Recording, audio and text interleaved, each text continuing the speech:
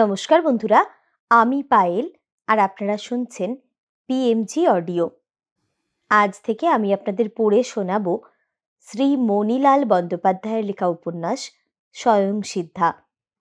উপন্যাসটি শুনতে আপনাদের কেমন লাগছে নিচে অবশ্যই কমেন্ট করে জানান। আর যে সমস্ত বন্ধুরা এখনো সাবস্ক্রাইব করেননি তাদের যদি নিত্য নতুন স্বাদের বাংলা অডিও স্টোরি শুনতে ভালো লাগে তাহলে চটপট সাবস্ক্রাইব করুন পিএমজি অডিও। আর আপনাদের ভালো লাগার গল্পগুলো শেয়ার করে নিন পরিচিত বন্ধুবান্ধব বা আত্মীয় স্বজনের সঙ্গে। শুরু করছি উপন্যাসটির প্রথম পর্ব। বাঁশুলির জবরদস্ত জমিদার হরিনারায়ণ গাঙ্গুলি কবিরাজ করালি চাটুর্যের দজ্জাল মেয়ে চণ্ডীকে দেখতে আসছেন। এ কথা রাষ্ট্র হতেই সারা শ্যামাপুর গ্রামখানির মধ্যে একটা রীতিমতো সাড়া পড়ে গেল। এ ব্যাপারে গ্রামব্যাপী ভীষণ চাঞ্চল্যের মূলে কারণেরও অভাব ছিল না। সেগুলো আলোচনা করলে বিস্ময় বিলুব্ধ প্রতিবেশীদের মনোভাবের ওপর যে দোষারোপ করা চলে না, নিচের ঘটনাগুলি থেকে তা উপলব্ধি করতে পারা যায়। শ্যামাপুর নামে সমৃদ্ধ গ্রামখানি যে পরগনার অন্তর্গত, সেই পরগনাটির প্রায় 16 আনার মালিক বাঁশুলির জমিদার হরিনারায়ণ গাঙ্গুলি। ইনি আবার যেমন তেমন জমিদার নন। বর্তমানের কড়া আইন কানুনের মধ্যেও তার এমনই দর্প যে প্রজাদের টু শব্দটি করার জো নেই। শুধু তাই নয়, যখন তার মনে যে খেয়াল উঠবে, যে জেদ তিনি ধরবেন, তা থেকে কেউ কোনো দিন তাকে নিরস্ত করতে পারেনি। একবার যে কথা তার মুখ দিয়ে বের হয়েছে, কখনো তার নড়চড় হয়নি। রাজার মতো এই গাঙ্গুলি বংশের প্রভাব প্রতিপত্তি ও ঐশ্বর্য। এই অঞ্চলের আবাল বৃদ্ধ বনিতা বাঁশুলির গাঙ্গুলিবাবুদের নামে সদা সর্বদাই ভীত, ভক্তি ও শ্রদ্ধায় অবনত। করালি চট্টোপাধ্যায় ছাপোষা মানুষ। অনেক রকম কবিরাজি ওষুধ নাড়াচাড়া করে তারই উপসত্ত্বে অনেকগুলো পোষ্য তাকে প্রতিপালন করতে হয়। নিজের ধর্মে আস্থাশীল, সত্যনিষ্ঠ ও সজ্জন বলে তার খ্যাতিও আছে। যা উপায় করেন তাতেই সংসার ব্যয় নির্বাহ হয়। অভাবের তাড়না সহ্য করেন না, ঋণের কালিমা কখনো তাকে স্পর্শ করতে পারেনি। সহধর্মিণী, সুগৃহিণী, সংসার তরিখানির হাল ধরার শক্তি ও কৌশলটুকু পূর্ণ মাত্রায় আয়ত্ত করেছেন। সুতরাং চট্টোপাধ্যায় মশাই যে সাংসারিক ব্যাপারে একান্ত সুখী, সেই সম্বন্ধে সন্দেহ করার কিছুই নেই। কিন্তু এই সুখের সংসারে সমস্যা হয়েছে সম্প্রতি চট্টোপাধ্যায় মশাইয়ের জ্যৈষ্ঠ কন্যা অনুরা তরুণী শ্রীমতী চণ্ডী। শ্যামাপুর গ্রাম ও মা বাবার সঙ্গে চণ্ডীর ঘনিষ্ঠতা 1.5 বছরের বেশি নয়। চণ্ডী যখন 5 বছরের বালিকা, তখন তার মাতামহ অধ্যাপক বীরমূর্তি শ্যামাপুরে মেয়ে জামাইকে দেখতে আসেন।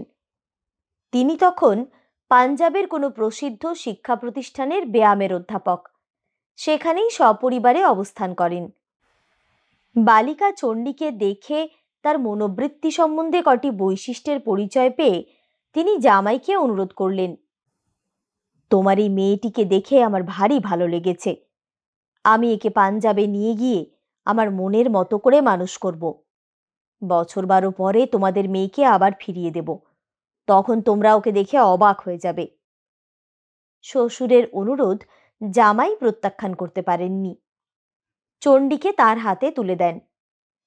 স্বাস্থ্যবিদ মাতামহ চণ্ডীকে সুদূর পাঞ্জাবে নিয়ে যান এবং সেই সময় থেকেই তাকে তার পরিকল্পনা অনুসারে সব বিদ্যাতেই পটীয়সী করে তুলতে যথাযোগ্য প্রয়াস করেন। অধ্যাপক বীরমূর্তি শুধু শক্তি সাধকই ছিলেন না, বহু ভাষা ও নানা দেশের পণ্ডিতদের বইপত্রের সঙ্গে তার বিশেষ পরিচয় ছিল। হিন্দু শাস্ত্র, পুরাণ ও সনাতন ধর্মে তার আস্থা ছিল অসাধারণ।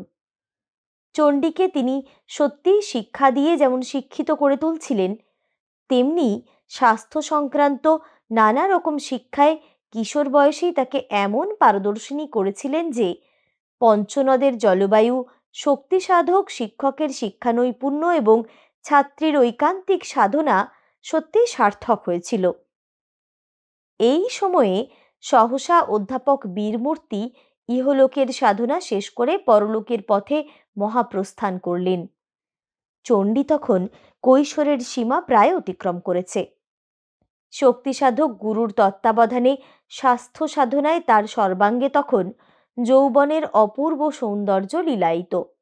স্বাস্থ্যপুষ্ট নিটোল দেহের সে রূপ ঐশ্বর্য অতুলনীয়, অনবদ্য। মাতামহের মৃত্যুর পর চণ্ডীকে শ্যামাপুরে বাবার বাড়িতে ফিরে আসতে হলো।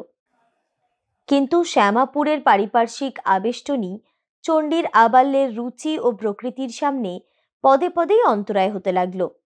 তার চলাফেরা, আচার ব্যবহার, খাওয়া পড়ার ধারা সমবয়সী মেয়েদের পক্ষে যেমন নতুন তেমনই বিসদৃশ্য। চণ্ডী চায় সে যে সকল বিধি ব্যবস্থা অনুসারে এত বড় হয়েছে এখানকার মেয়েরাও সেই ধারাতেই চলে।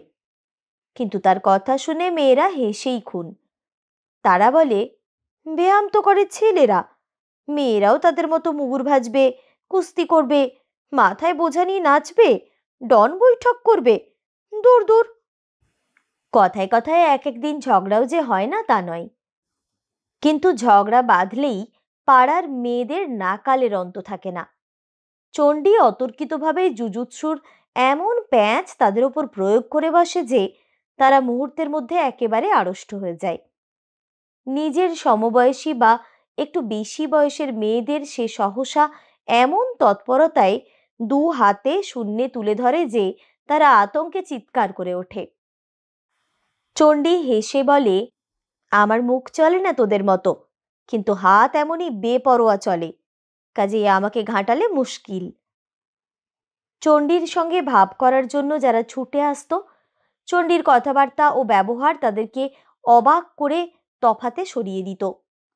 গ্রামের পথে মেয়েদের যেসব অবস্থায় ভয়ে বা সংকোচে অভিভূত হওয়ার কথা, চণ্ডী সে সমস্ত ভয় বাধায় ভ্রুক্ষেপ করত না।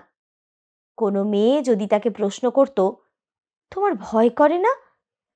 চণ্ডী গম্ভীর হয়ে উত্তর দিত, গায়ে জোর থাকলে ভয় ডর কাছে ঘেঁষে না।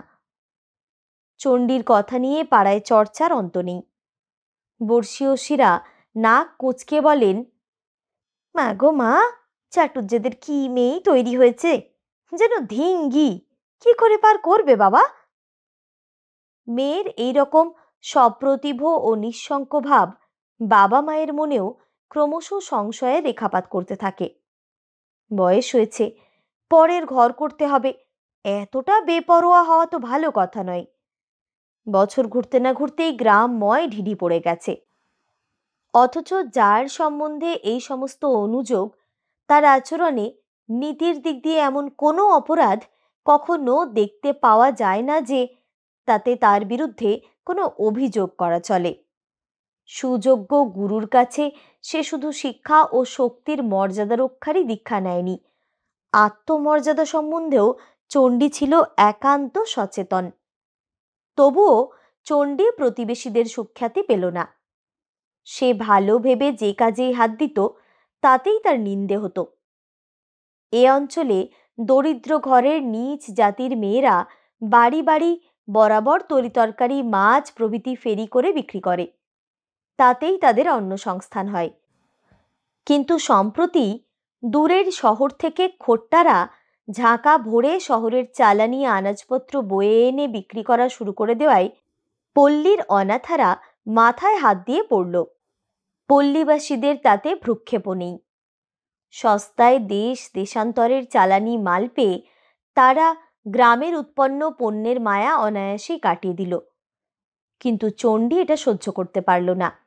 এ সম্বন্ধে কারো সহানুভূতি না পেলেও এ মেয়েটি একাই বিদেশি ফেরিওয়ালাদের এমন বিব্রত ও নাকাল করে তুলল যে তারা গ্রামের ত্রিসীমানাও আর মারাতে সাহস করল না।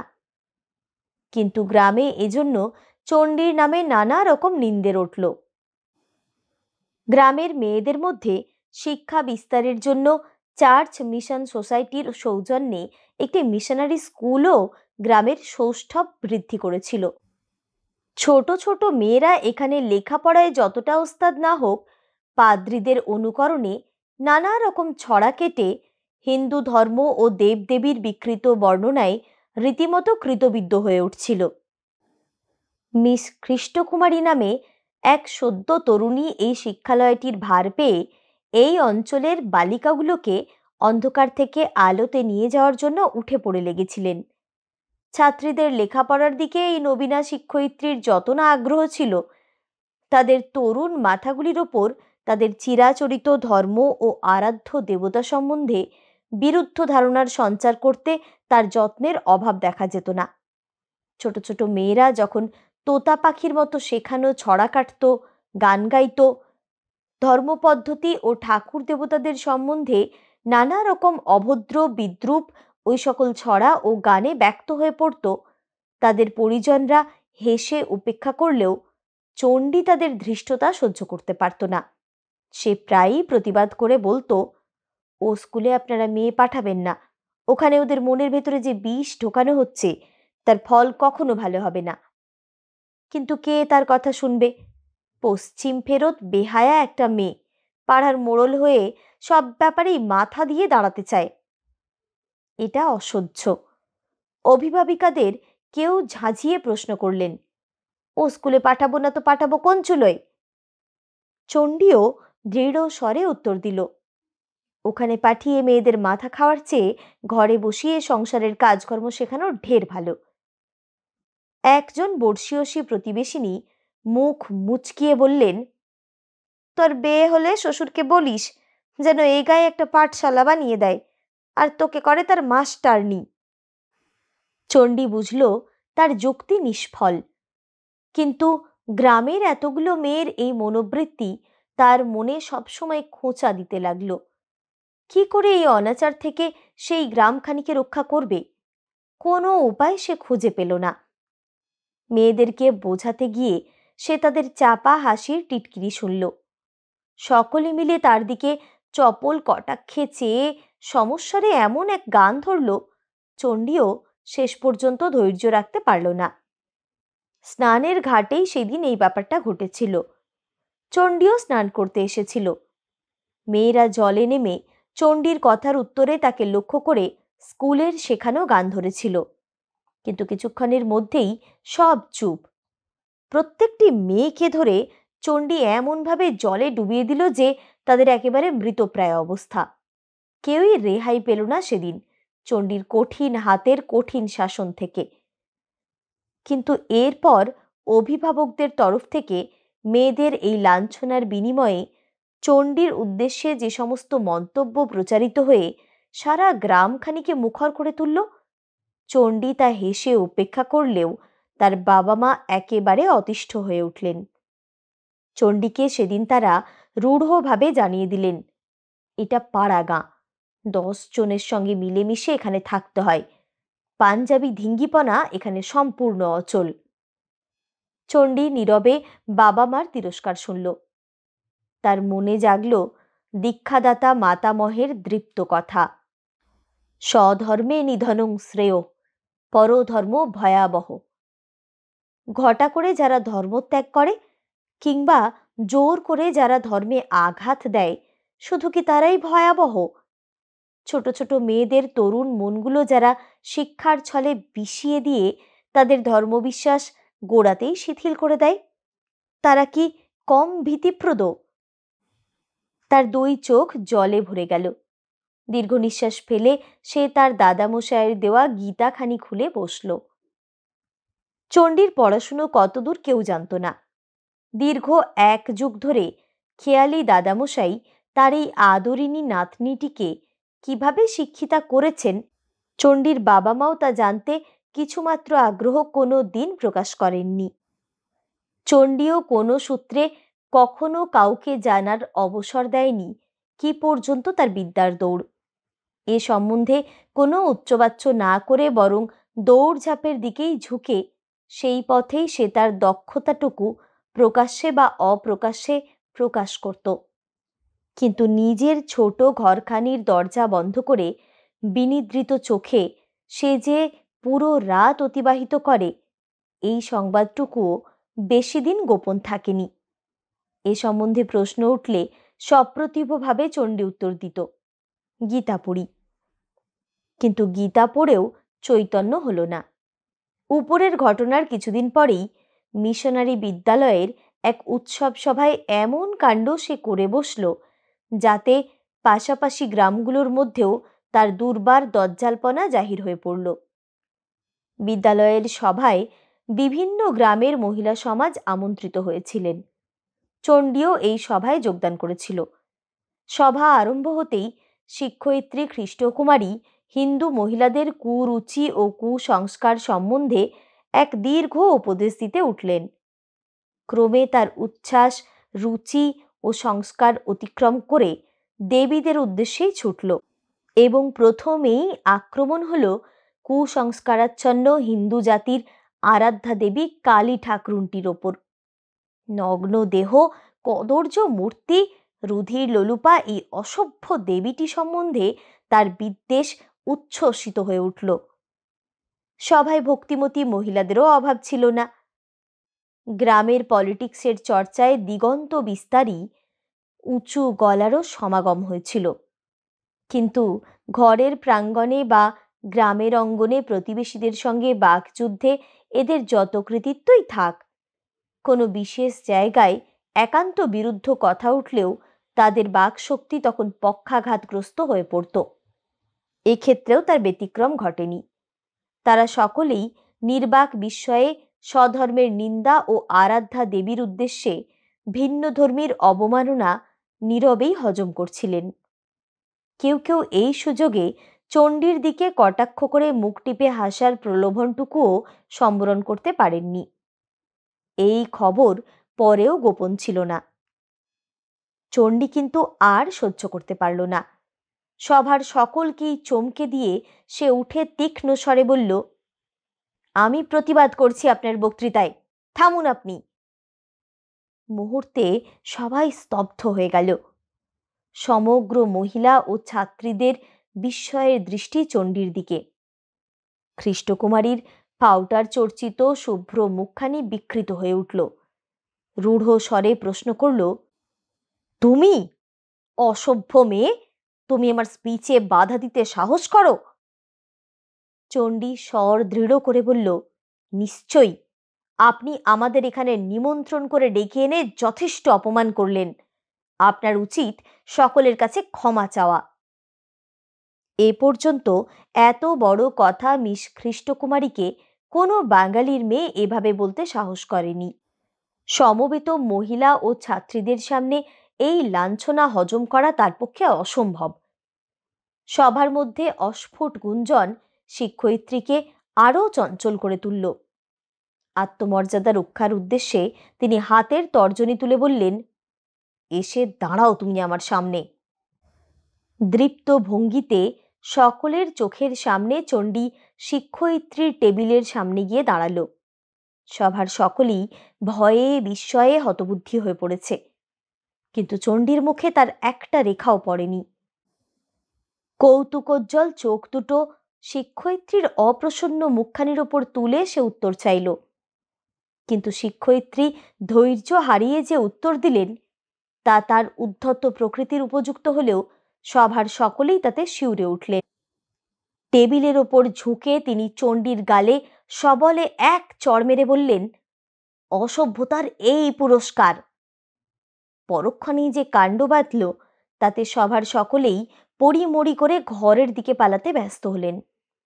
মার খাওয়ার সঙ্গে সঙ্গেই চণ্ডীর একটা হাত এমন অতর্কিতভাবেই টেবিলের তলায় আটকে গেল যে তার উপরে সাজানো মসিপত্র, ঘড়ি, হাতবাক্স, ফুলদানি ও মোটা মোটা বাইবেলগুলোর সঙ্গে সেখানে উল্টে পড়ে গেল। মিস খ্রিস্টকুমারী তখন টেবিলখানির ওপরেই নিজের শরীরের সম্পূর্ণ ভারটুকু রক্ষা করছিলেন, কিন্তু তিনি রক্ষা পেলেন না। সেই একই সঙ্গে সশব্দে পপাত ধরণীতলে শুধু মুখের আর্তস্বর শোনা গেল, ও গড! বিদ্যালয়ের পরিচারিকা কাছেই ছিল, ছুটে এসে মিসকে টেনে তুলল। সভা তখন বিশৃঙ্খল, সবাই জায়গা ছাড়তে ব্যস্ত। তবুও শেষ দৃশ্যটুকু উপভোগ করার আগ্রহ সবাই ছাড়তে পারেনি।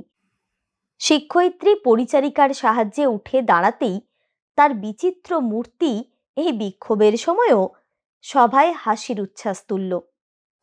টেবিলের ওপরে রাখা প্রকাণ্ড দোয়াতটির সমস্ত কালি মিস কৃষ্ণকুমারীর বিবর্ণ মুখে ও শরীরে প্রবাহিত হয়ে বর্ণবিভ্রাট ঘটাচ্ছিল। শিক্ষয়িত্রীর কালি মাখা মুখের দিকে তাকিয়ে সহজ সুরে চণ্ডী বলল, এ মা কালীর শাস্তি গুরুমা। তাঁর মর্ম না জেনে আপনি যেমন মিছিমিছি নিন্দে করলেন, তিনি তেমনি অদৃশ্য হাত দুখানি দিয়ে আপনার মুখখানিতে কালি লেপে দিলেন। এমন কাজ আর কখনো করবেন না। এই ঘটনাটি অতিরঞ্জিতভাবে পাড়াময় রাষ্ট্র হয়ে পড়ল। চণ্ডী যে অন্যায় কাজ করেছে, বাঙালি ঘরের মেয়ে লেখাপড়া জানা সাহেব শুভ ঘেঁষা মাস্টারনির সঙ্গে টক্কর দিতে গিয়ে এই কেলেঙ্কারি বাঁধিয়েছে এবং সেই যে টেবিলখানি উল্টিয়ে দিয়ে দস্যিপনা করেছে, এ বিষয়ে সকলেই একমত। ওই ঘটনার পর চণ্ডীর পরিণাম সম্বন্ধে চর্চাই গ্রামের সমস্ত মেয়েদের অবসর সময়ের নিয়মিত কাজ হয়ে উঠল।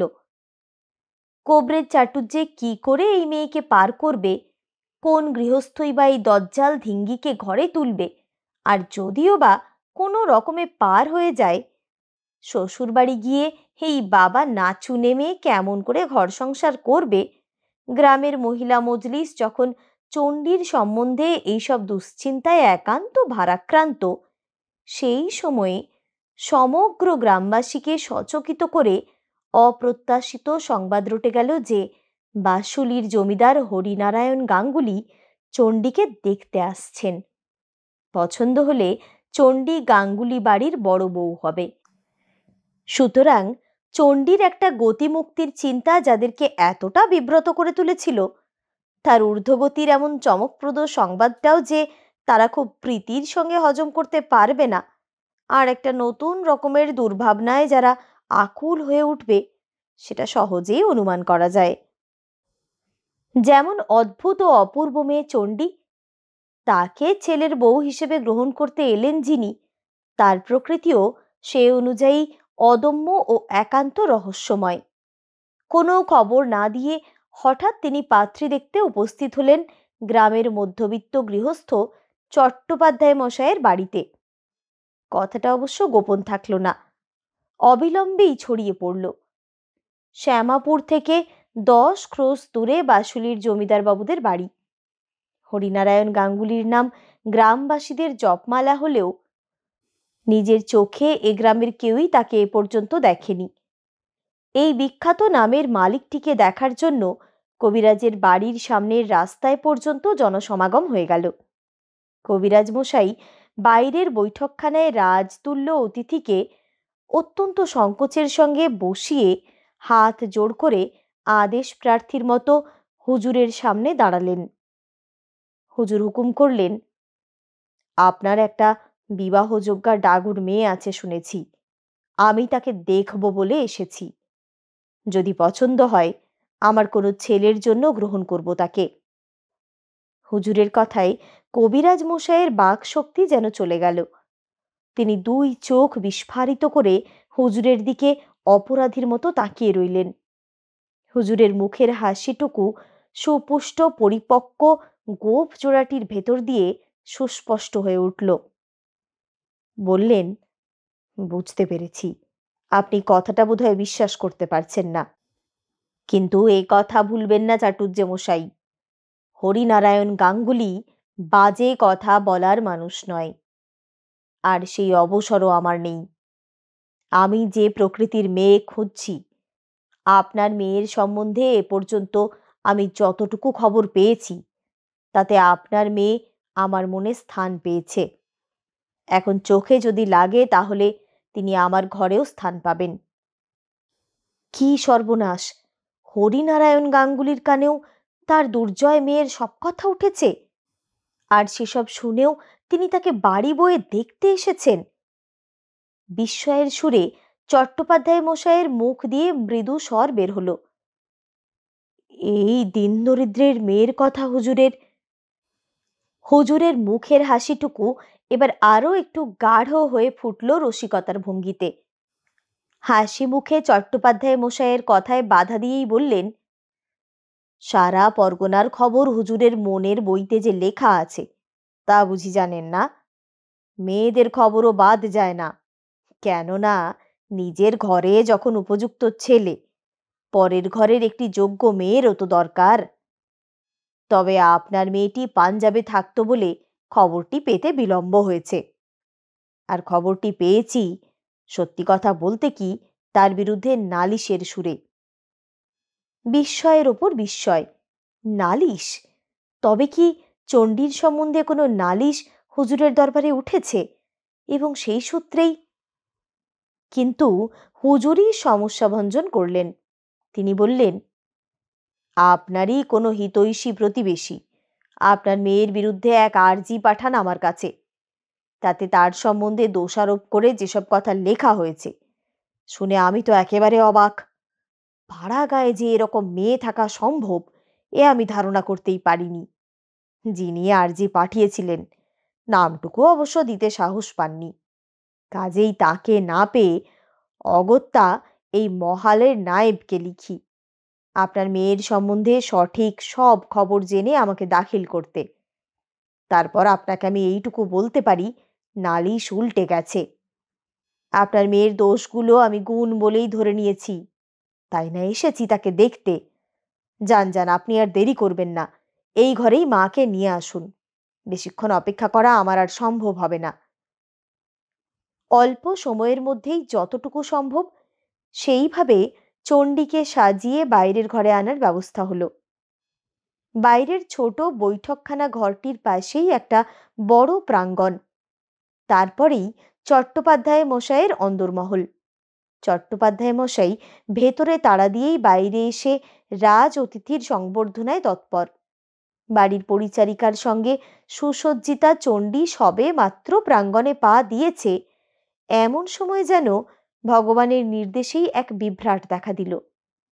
প্রাঙ্গণের একপাশে চট্টোপাধ্যায় মশাইয়ের সদ্য প্রসূতা এক মোটা গাভী বাঁধা ছিল। বাছুরটি কাছেই খেলা করছিল। ছোট একটা ছেলে সেই বাছুরটির কান দুটো ধরে টানাটানি করতেই বাছুরের মায়ের ধৈর্যচ্যুতি ঘটল। দড়ি ছিঁড়ে দুটো তীক্ষ্ণ ধার শিং মেলে সে ছুটল বালকটির দিকে।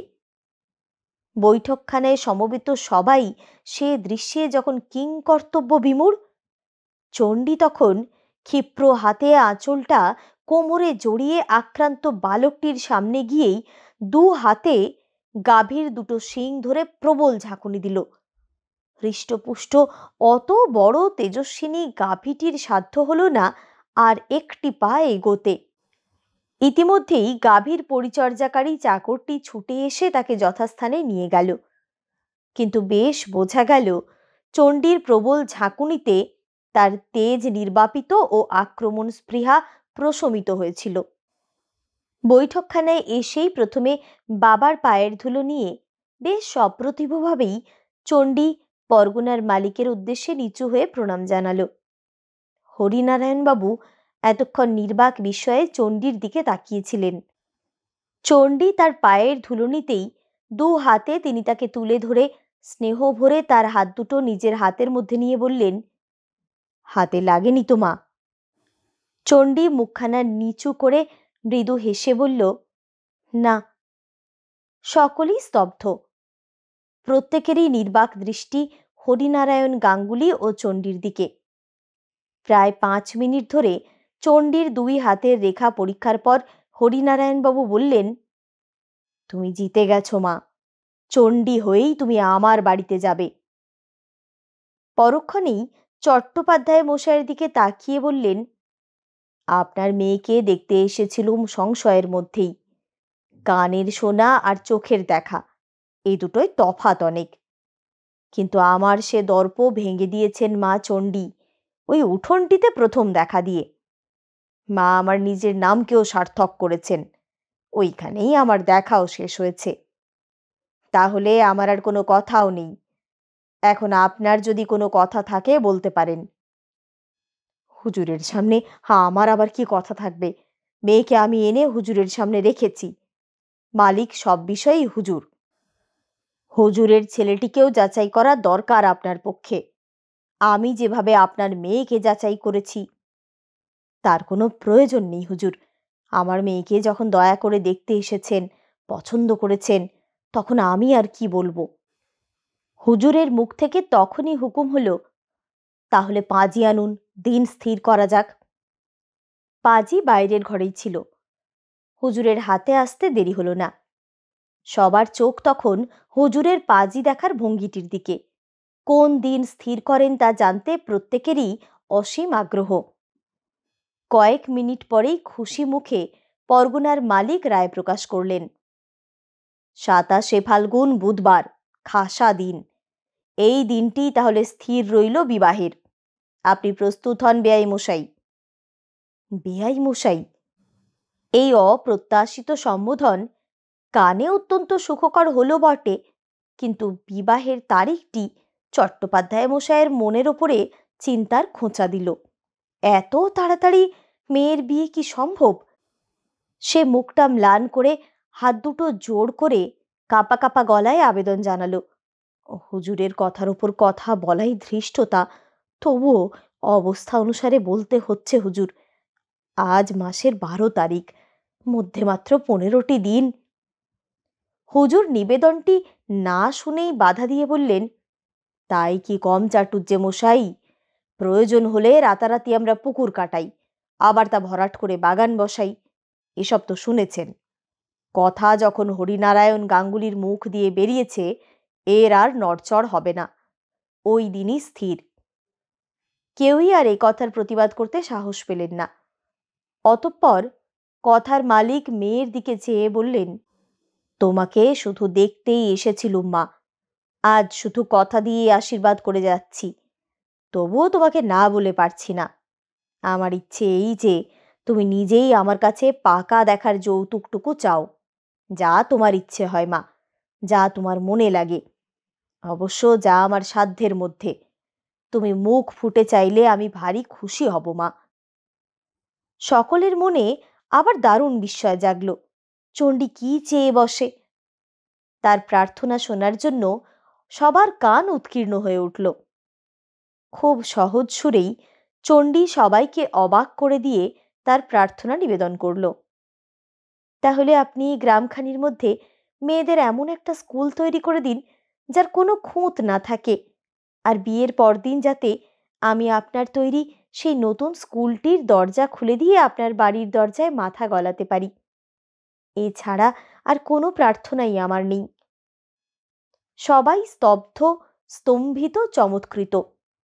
হরিনারায়ণ গাঙ্গুলি এতক্ষণ স্তব্ধ দৃষ্টিতে চণ্ডীর দৃপ্ত মুখখানির দিকে চেয়েছিলেন। পরক্ষণেই তিনি নিস্তব্ধতা ভেঙে বললেন, চমৎকার! অনেক প্রার্থনা এ পর্যন্ত শুনেছি, কিন্তু চাবুক উঁচিয়ে দেবার জিনিসটি এমন তেজের সঙ্গে আর কেউ কোনো দিনও শোনাতে পারেনি। গাঙ্গুলি বংশের আদর্শ বধূর মতোই তুমি তোমার ভাবি শ্বশুরের দেওয়ার দম্ভ ভেঙে দিয়েছ। তোমার চাওয়া আর আমার দেওয়া, এই দুটোর মধ্যে সার্থকতা কার, সেইটাই এখন সমস্যা।